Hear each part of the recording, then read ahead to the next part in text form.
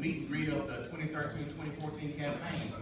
I am Billy Johnson, the current Precinct 3 Justice of the Peace here in Midland County, and I'm running for election to continue to be your Justice of the Peace for Midland County. A wonderful opportunity to come out and meet with you. These are the things that sometimes I think probably taken for granted, these opportunities just to come out and mingle and meet with the people that are basically responsible for us being in office, because, you know, without you guys out there voting for us and supporting us, we wouldn't be there. And to have your vote, it's very sometimes overwhelming, because you get to the point where, you know, those people, they put their trust in me, they voted for me, and they got one vote. They got one vote in a campaign, in an election, and they chose to give me their vote and respect the vote that they gave me, respect the confidence that they put in me, and basically do the right thing. And so since November of 2006, my first election, November 2006, is something that I never want to take for granted.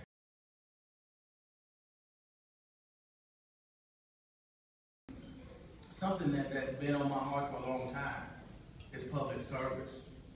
And that's something that, you know, you can't just jump into without being prepared. It's something that you got to be prepared for. It's something I prayed about many times, and it comes to me, this is where you need to be. So I say that because when you pray, when you ask God for something, be careful what you ask for.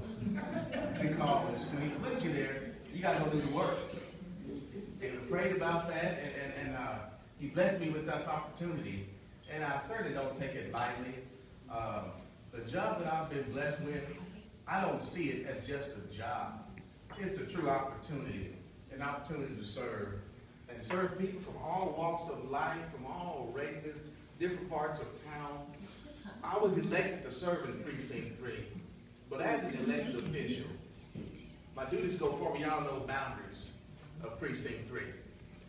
Because if there's a need somewhere, as I said before, I want to do my best to satisfy that need. Whether it's in Precinct 3, 2, 4, 1, it doesn't matter. If there's somebody out there in this county, in this community, which I serve, I want to do my best that I possibly can to help that person, to help that situation. Today was one of those days where that is an awesome opportunity to actually step up and serve. And I'm going to give you this situation here. You know, we're in the holiday season. I went to work this morning. I was joking with my mother this morning about what I had on my docket today. I had 8 evictions scheduled for this morning. Now, we're a week before Christmas. We're a week before Christmas. And I had to go in and, man, I've got 8 eviction cases this morning. So, you know, think about the docket.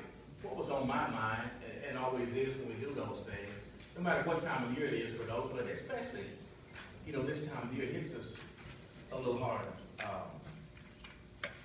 I went through about 4 of them, and then on that next one, there was a situation, there was a grandmother that had, due no fault of her own, she had taken on her grandchildren.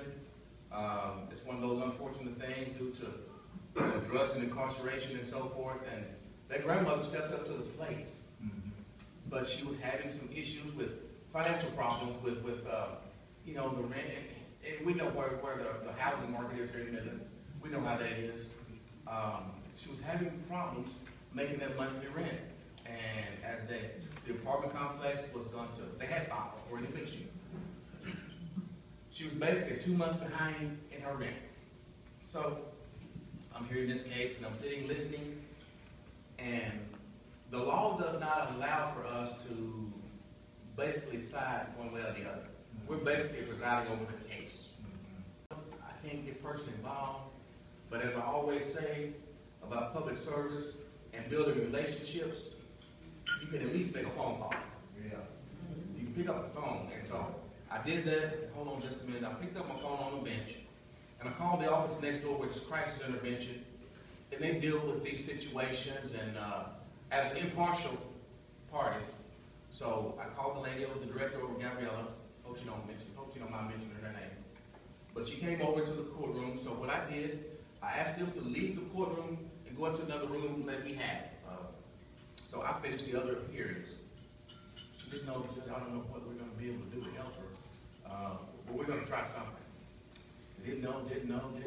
So about 3 o'clock this afternoon, that apartment complex, the manager called me, and when she called me, she was in tears because she felt, it seems as though she felt worse evicting the lady and her grandchildren than the actual defendants did. She was just in tears when she called me. She had gotten a call from First Baptist Church. They were going to pay all of the money that she owed, completely catch her up in her rent, and help her out for the next couple of months with those grandchildren coming up on Christmas. Now, as a public servant, that's where my joy comes. It's not about seeing how much money we can make for a court, how many people we can put in jail. That's not what I'm concerned about. I want to help somebody. And that opportunity came about this morning. And so God bless that family and the lady that stepped up to the plate to help her. So that's the highs and lows of our job. That's the highlight of my job. It's been one of those days. For example, a high. About 3:30 this afternoon, we had a wedding ceremony. Beautiful young couple. He brought his son in. She had her little girl. They joined as one family. You know, those are the highs. Those are things that we love to see in our job. Well, on the flip side, I had just finished my lunch today, as a matter of fact, and I was in my office about to go do my jail work at the jail, and the police department called, had to go out on call. There's a gentleman that, 81-year-old gentleman that peacefully passed away in his sleep. And so we go from those highs and lows, could be on a daily basis, then go on call a week at a time, and not like some of the other judges across the state where they're on call all the time. So when I go to school, I hear these judges, hear these stories, talk about they don't call all the time, and I just don't know how they do it, because we're on call a week at a time, and now that's up and up. You don't get much rest. The phone can ring at any hour, the pager can ring at any hour, and when duty calls, you know, we just have to go. We just have to go. And I look forward to it, but I also look forward to following Monday when I go off call. And I turn off the pager and plug up the cell phone. I'm off call. So even I take a couple early days. But the job that I have is not something that just comes about. You can't just decide to, I want to go do that. I want to run for that. It's not that simple. It takes preparation. And when we get there, you got to work even harder. Legislature meets every odd year, and what we learned in 2013, the things we're using in 2013, chances are law is going to be tweaked, some changed, some altered. In 2015, we're going to have to do it a different way. So that's something, ever since I've been in office, we've had to do that every couple of years. So one of the attorneys that I've worked with quite a bit told me, I was in office about 3 or 4 months. The judge only give you a little advice you hadn't asked for, but I won't tell you anyway. Don't try to learn everything at one time. What you need to know is that you need to know where to find the information you need at that time. You know what your resources are. You know if you need to make a phone call or go to a certain manual. You call one of your fellow judges, one of your county and district court judges. And then on that note, that's where the relationship building comes in. Building those relationships that'll last for a lifetime. You know, the late Judge John Hyde told me early on, he said, Judge, you know, you want to go in as a young judge, as a rookie judge, and you want to do the best you can. You want to really make a difference. He said, but let me give you some advice. And all the good that you want to do, he said, don't forget to take time for yourself and for your family. Because if you're not careful, you can get so caught up and so wrapped up in it, you kind of lose yourself. You kind of lose yourself. And that's where being a judge comes in. The judge part, that word is a title. It describes the work that we do or the position that we hold. But if we're not careful, and it's said often, we don't let that word judge define who we are. Because being a public servant is not about being a judge. Being a public servant, as I said, is about reaching out, about being willing to reach out to help somebody, keeping that door open to that office. Being a public servant goes far beyond those walls in that office, which is why it's so important to me to be involved with other agencies, teen court, the Justice, Peace, and Constable Association, being involved with a children's school. LaShawna's over at Peace had the opportunity to last week go over and sit as one of the spelling bee judges. I've done that for a couple of years. And being a public servant goes far beyond those walls. Being involved with Lewis over at St. Jacinto, when he was at Peace and Robotics, or with Trey now at Early College, with the Youth and Government team. So, and just wherever there's a need in our community, you know, I just want to be there. And again, it goes far beyond those walls. It goes far beyond those walls. I truly enjoy the opportunity as a public servant. It's something that I haven't taken lightly, and I'm not going to take lightly, because you know what? You have a voice. And I want to do things in such a way where I can come to you and ask you again for your vote. I can come to you and ask you again for your support. And I hope you'll say, you know what, I think you've done a good enough job. We're gonna keep you in there. That's my hope. That's why we're here tonight. And that's why we're gonna continue having these events, because I truly enjoy the opportunity to be a public servant. And as I have the opportunity to go out across the state and visit with fellow judges, you know, I was at our convention, JPCA convention in June in Frisco. And I had to come back to Midland. When I came back, I had to come back and go to the commissioner's court and just tell them thank you for what they supply us with as elected officials. Because as I was in Frisco, I was sitting one morning at breakfast with some fellow judges and constables, and I swear it was, I heard nothing good. They were talking bad about the county judge, about their commissioners, the treasurer. They had nothing good to say, so I was enjoying my oatmeal and orange juice, and God looked at me, why are you not talking? Why you don't have anything to say? I was like, well, yeah, I do, but I don't have anything to say where y'all's conversation is concerned, because I don't have those complaints. When I branched out to be able to serve on those committees, I went to the commissioner's court and explained to them what my goals were, personal goals in this office and in for the court. And when that budget time rolled around, I asked for more money in my education and training budget. And got the motion, got the second. They passed during budget time, so my budget was increased for the education and training, which allows me to do the travel that I can do, as for last week, and also, for example, at the Bible Statistics Conference. There are things that are changing there. But I had to come back and tell them thank you, and as I stood there and I spoke to the commissioner's court, I saw some surprise. You know, not many people come here and tell us thank you for anything. I said, well, you know, I feel like I have to do the right thing. There may be things that we don't agree on. We may be on different sides of the fence on certain issues, or political parties or whatever, but I have to come in and do the right thing, because of what they've supplied us with and the things that they allow us to do because of that. And so I just felt that it was the right thing to do, and I did that. I always had the support of my commissioner, my friend, Luis Sanchez. He's our Precinct 3 commissioner. He's always been very supportive and towards our office. And he basically said he'll continue to do that. Spoke to him a few days ago, a good friend. And that's where, again, the relationship building comes in. And that's something that I cherish those relationships.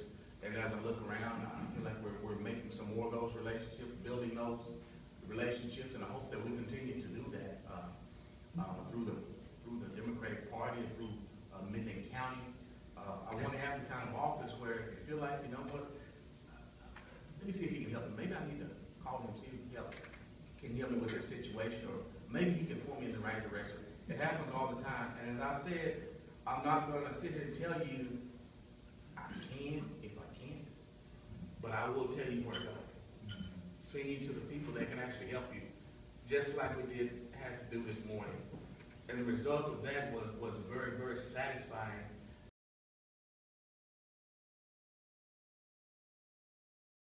Being your elected official, precinct 3 justice of the peace, something that I just don't, and I can't take lightly, because it's so important to me to continue to build relationships that we've started, continue to do the work that we've started.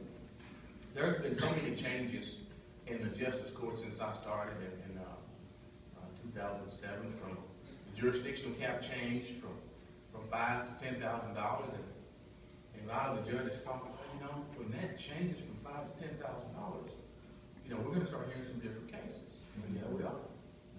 And so, when that change came about, there was also another proposal that suggested that JPs in counties at the time, I forget what the numbers were, the larger counties, which at the time would have been like Tarrant County, Harris County, probably Travis County, I believe. There would have been 4 or 5 of the larger counties, and Berry County was one. The proposal would have suggested that JPs in those larger counties would be attorneys. And so the association thought, well, okay, what do we think about? What do we think about that bill? What do we think about that proposal? Well, had it passed at that time, it was only just a matter of time before it would have trickled down to a county our size. And with our population growth right now the way it is, it would be just a matter of time before it affected us. Now, keep in mind, when the position is open, 18 years of age, older, no felony convictions, it's a public service position. So, if you happen to be an attorney, great. Other walks of life as well. But the position is open. It's basically set up many years ago as a people's court. Basically, the ground floor of the justice system that gives the average person a voice in the court system.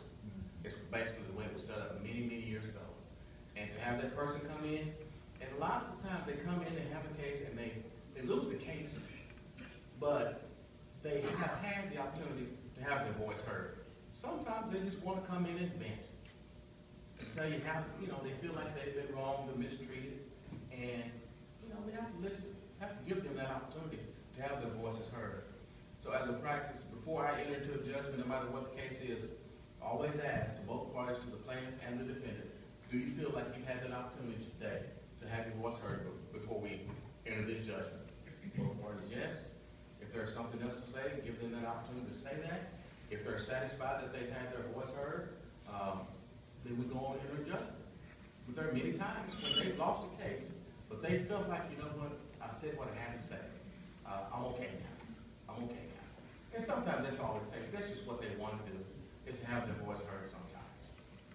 And I'm glad to be in that position to be able to do that. And again, I say, it's just something I don't take lightly. I take it very serious.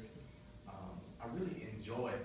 It's not just a job for me, it's an opportunity to serve. And serving to me is what matters. That's what matters to me. It's far more than just a job. I've done many jobs, and wow, you know what? That job is something that, you know, I wake up in the morning, you can barely get your clothes on and get out the door.